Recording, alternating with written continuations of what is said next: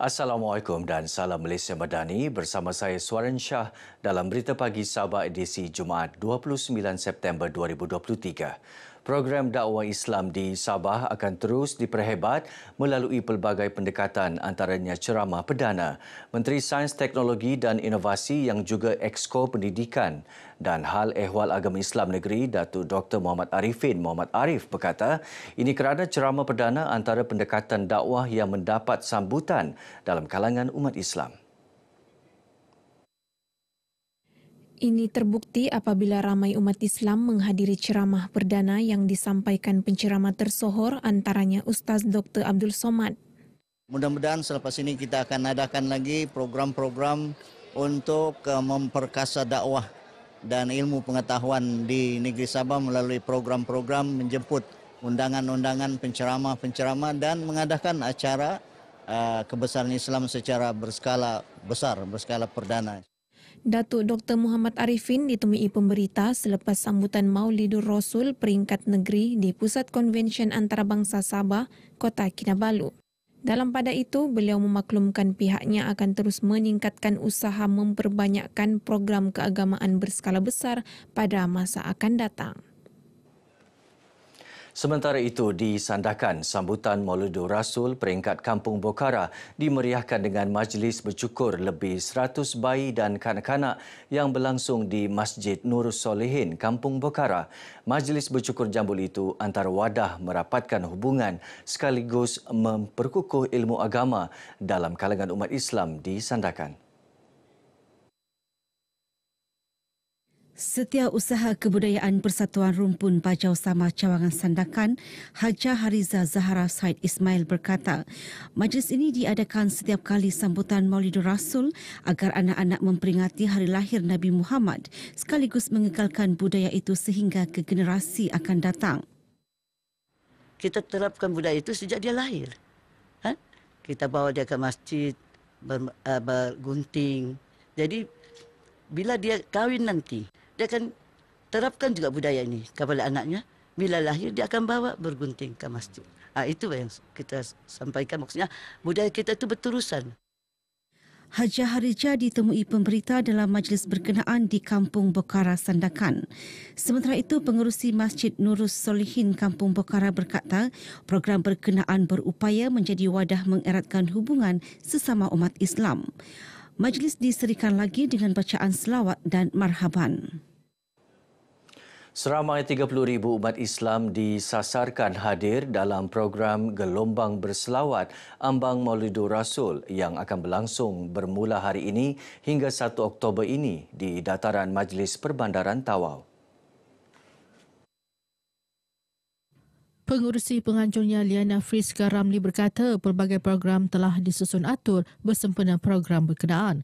Antaranya pameran lebih 50 artifak peninggalan Nabi Muhammad SAW dan Puteri Baginda Sayyidatina Fatimah Az-Zahra yang dibawa khas dari Brunei Darussalam, pertandingan nasyid, pertandingan azan dan hafazan, pertandingan bercerita kisah Nabi serta pertandingan kompang. Turut dibuka lebih 50 gerai usahawan pelbagai industri kecil dan sederhana. Liana Friska berkata demikian dalam sidang media di Tawau. Program berkenaan merupakan kolaborasi pelbagai NGO dengan kerjasama MPT dan Jabatan Hal Ehwal Agama Islam Negeri Sabah. Sebanyak 17 kek dipersembahkan kepada Yang di-Pertuan Negeri Tun Dr. Johar Datuk Mahiruddin dalam majlis penyampaian kek sempena hari jadi rasmi ke-70 di Istana Seri Kinabalu. Kek beraneka jenis itu disumbangkan hotel-hotel terkemuka sekitar Ibu Negeri, Badan Korporat dan agensi kerajaan. Kesemua kek yang dipamerkan sangat menarik dan kreatif yang menggambarkan kepribadian Tun Dr. Johar serta bermotifkan keunikan tempat dan budaya yang terdapat di Sabah. Replika kek yang kita berikan ini merupakan satu replika motosikal Harley Davidson yang mana ini merupakan replika kepada motosikal yang akan digunakan sebagai motosikal pengiring kepada TYT Tun dalam masa terdekat ini. PDRM akan memastikan bahawa setiap tahun akan menyertai acara penyerahan kek ini. English fruit cake seberat 100 kg yang dihasilkan Pusat Convention Antarabangsa Sabah SICC merupakan kek paling berat yang mengambil masa 3 minggu untuk disiapkan dengan bertemakan musikal. Sementara itu, Tun Dr. Johar dalam ucapan ringkas merakamkan penghargaan kepada semua pihak terlibat dalam pembuatan kek berkenaan. Kek tersebut akan disumbangkan kepada rumah anak yatim, warga emas, sekolah tahfiz serta badan kebajikan sekitar Kota Kinabalu. Sidang kemuncak persidangan pelancongan Tuesday Talk Live X 2023 merupakan platform terbaik bagi percambahan dan perkongsian idea inovatif selain gerak kerja strategik ke arah pembangunan sektor pelancongan yang lebih mampan. Menteri Pelancongan, Kebudayaan dan Alam Sekitar Datuk Christina Liu berkata ia juga mampu menjadi jambatan antara negara terlibat dalam memupuk persefahaman antara pelbagai budaya seterusnya menjana pekerjaan dan pendapatan dalam sektor pelancongan. Datuk Christina berkata sektor pelancongan sentiasa satu sektor yang sentiasa membawa impak positif dalam pertumbuhan ekonomi, pertukaran budaya dan kesedaran alam sekitar. Allow the others, the foreigners that come here, to foster friendship with the others, move around, to go back and have build up an everlasting long friendship in our business, in the tourism sectors. Yeah. Datuk Christina menyatakan demikian selepas merasmikan sidang kemuncak persidangan pelancongan berkenaan di Kota Kinabalu. Tambahnya penganjuran program seumpama bertaraf antarabangsa yang diadakan sejak pandemik COVID-19 ini secara tidak langsung akan meningkatkan lagi sektor pelancongan negeri. Bagi pihak Taman-Taman Sabah mengambil kesempatan untuk mempromosikan konsep Kinabalu Global Geopark yang kita ingin lebih ramai lagi pemain-pemain industri paham konsep itu. Lepas itu mereka akan menggunakannya dan kita akan bekerjasama dengan mereka untuk membangunkan industri pelancongan di negeri Sabah secara lebih terurus, tersusun dan lestari, yaitu sustainable. When we promote, we also extend the right information, and also we're very happy that our guys are very serious in dispersing the right information. Now we have Triple Crown. It is something that we are very proud of, something that we will promote extensively with this kind of forum. Sebanyak 9,782 kotak mengandungi pelbagai bahagian ayam yang dianggarkan bernilai 2.7 juta ringgit berjaya dirampas dalam satu serbuan operasi bersepadu penyeludupan ayam beku di Sandakan pada 27 September lepas. Operasi bersepadu melibatkan Biro Jenayah Hidupan Liar, Perisikan Siasatan Khas, Jabatan Keselamatan Dalam Negeri dan Ketenteraman Awam Bukit Aman dan Brigade Sabah Pasukan Gerakan AM PGA bersama Jabatan Veterinar. Timbalan Pengarah Gerakan Jabatan Keselamatan Dalam Negeri dan Ketenteraman Awam, Komisioner Polis Datuk Syamuddin Tahar berkata, hasil risikan 4 serbuan telah dijalankan terhadap kegiatan penyeludupan barangan makanan sejuk beku yang aktif di negeri ini. Dan bukan itu saja, ada juga kita dapati daging dan juga tulang yang diimport daripada luar. Jumlah nilai rampasan dianggarkan sebanyak 2,722,600 ringgit. Bercakap dalam sidang media di Sandakan, Datuk Syamuddin berkata 9 individu turut diperiksa terdiri daripada 5 lelaki warga tempatan dan 4 lelaki warga asing. Kes disiasat di bawah Enakmen Haiwan 2015.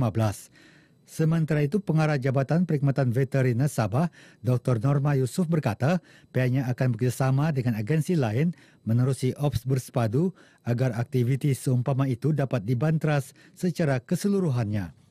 Kita menjalankan pemantauan dan pemeriksaan di supermarket dan kita sudah mengenakan kompaun kepada pesalah-pesalah iaitu 25,000 dan setakat ini kita sudah ada pungutan lebih kurang 200,000 sepanjang sehingga tarikh ini.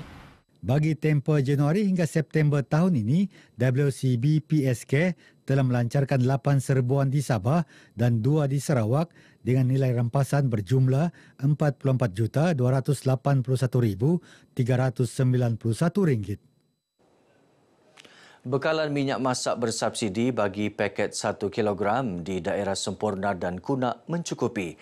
Mengesahkan perkara itu, Ketua Cawangan Kementerian Perdagangan Dalam Negeri dan Kos Sara Hidup KPDN Semporna, Dr. Jong Lee Leong berkata, setakat ini pihaknya tidak menerima sebarang aduan berhubung kekurangan minyak masak bersubsidi berkenaan. Dr. Jong berkata hasil siasatan hampir setiap premis yang diperiksa mempunyai stok minyak masak bersubsidi mencukupi. Stok dia sekarang untuk sampai ke semalam, kita di Kunak ada 15 tan minyak masak subsidi. Hampir kesemuanya daripada Kunak Refinery. Dan di Semporna pula ada 5 tan stok semasa. Tempohnya kita tengok order daripada itulah. Daripada DDR kita, daripada Semporna dan Kunak. Cukup. Dr. Jong ditemui pemberita selepas program lawatan ke kilang pembungkus minyak masak Kunak Refinery Sendirian Berhad bersama ahli-ahli gerakan pengguna daerah GDP Semporna di Kunak. Seramai 16 orang ahli GDP terdiri ketua-ketua jabatan dan agensi kerajaan di Semporna menyertai lawatan sehari ini.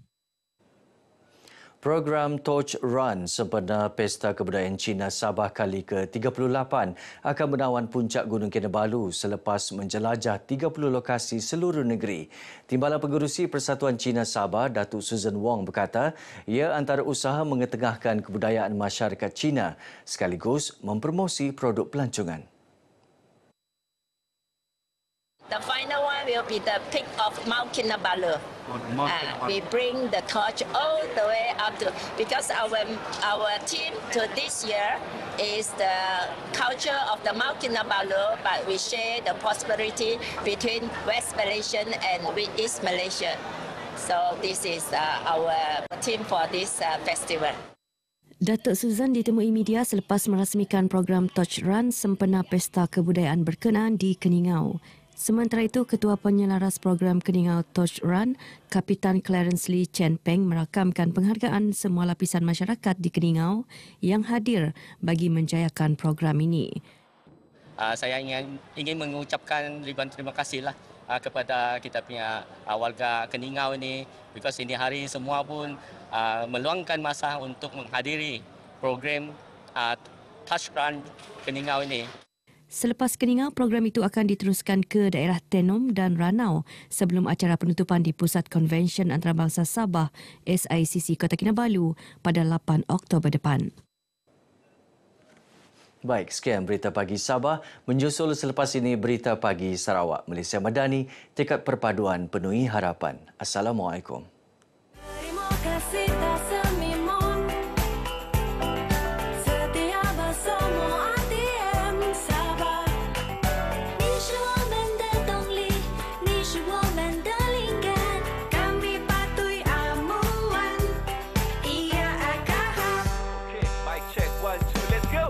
You know what it is. Yang sahih paling laris. Update tanpa halangan baris. Bengkok kami garis. Setiap halaman akbar. Siang dan malam full bar. Bila bangun pagi radio kami kan bertanya kabar. Hey, apa kabar? Jangan gusar. Harimu pastikan bersinar. Salam kami rakam. Arti yang pilihan. Unggul tanpa sempadan. Always be number one. You are the inspiration.